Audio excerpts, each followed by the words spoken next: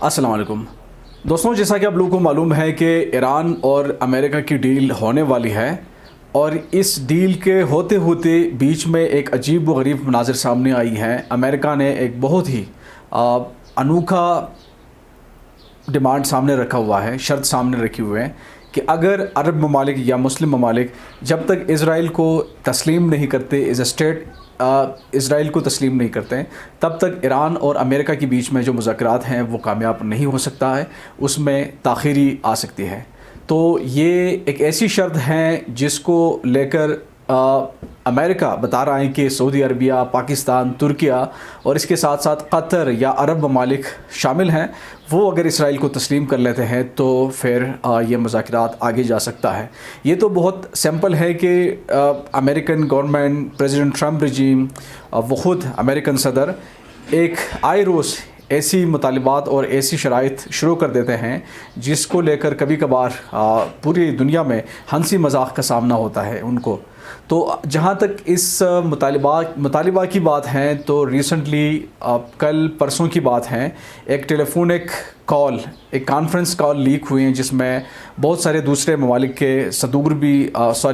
وہاں کے جو نمائندے ہیں وہ بھی شامل تھے اس کانفرنس کال میں۔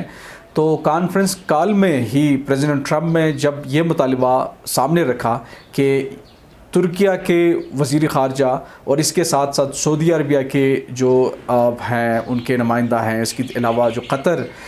ان کے نمائندے جب کال میں تھے، تو پریزیڈنٹ ٹرمپ نے اچانک یہ مطالبہ سامنے رکھا اور انہوں نے کہا کہ یہ اسرائیل کو تسلیم کرے۔ تو پھر ان کو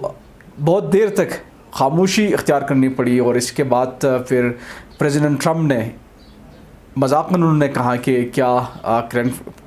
پریس کانفرنس کال ابھی جاری ہے یا پھر کٹ آف ہو چکا ہے۔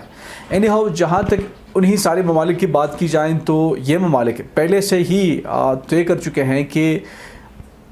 اسرائیل کو تب تک تسلیم کیا جائے گا جب تک اسرائیل اور فلسطین کے بیچ میں ایک سیدھا انٹرنیشنل بارڈر نہیں بنایا جاتا، جب تک فلسطین کو ایک الگ ریاست نہیں تسلیم کیا جاتا، تب تک ان کے ساتھ نارملائزیشن، ان کے ساتھ تعلقات بہتر کرنا یہ ناممکن سی بات نظر آ رہی ہے۔ تو جہاں تک سعودی عربیہ کی بات ہے، سعودی عربیہ نے کہا ہے کہ وہ اسرائیل کو تب تک تسلیم کریں گے جب تک 2 اسٹیٹ سالوشن پر کام نہیں ہو رہا، اور اس کے ساتھ ساتھ پاکستان کا بھی یہ دو ٹوک موقف ہے۔ 1948 سے قائد اعظم نے پہلی دفعہ کہا کہ وہ پاکستان ایک اسٹیٹ کے طور پر اسرائیل کو نہیں تسلیم کریں گے، اور تب تک یہ آج تک پاکستان کا یہ موقف ہے کہ وہ جب تک فلسطین ایک ایز اے اسٹیٹ وہ نہیں تسلیم کرتے ہیں اسرائیل، تو ان کو تسلیم کرنے کی جو خواب ہیں وہ چکنا چور ہوگا۔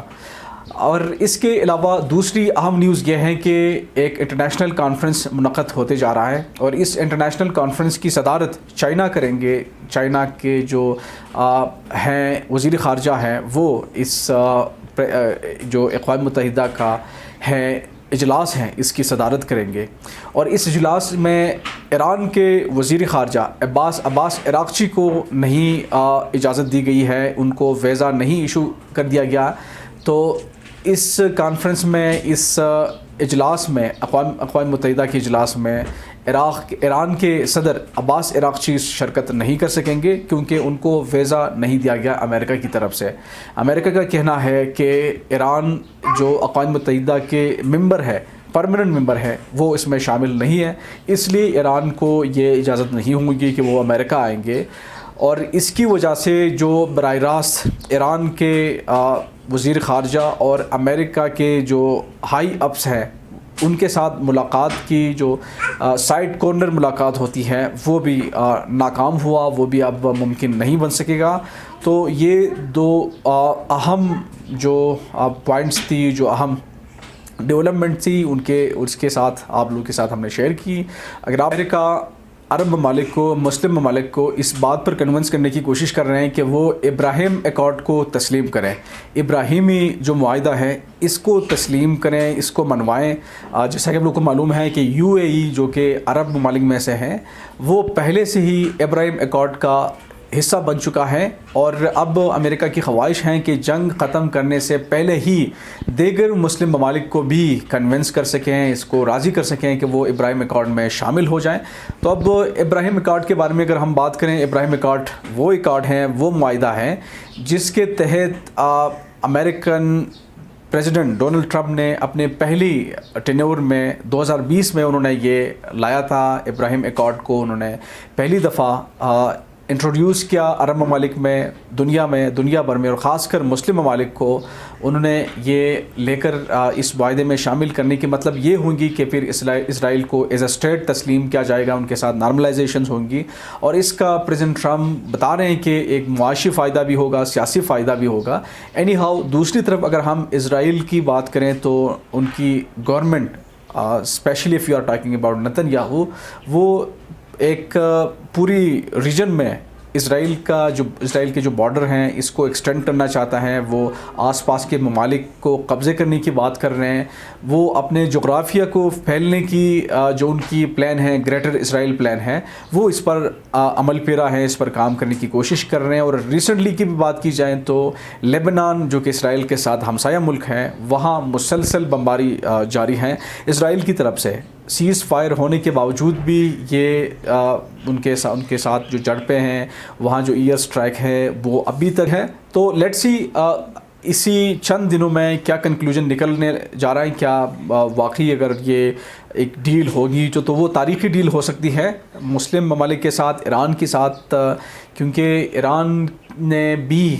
خواہش ظاہر کی ہے اس ڈیل کو ماننے کے لیے، کیونکہ ان کے ساتھ جو انریچڈ یورینیم ہے،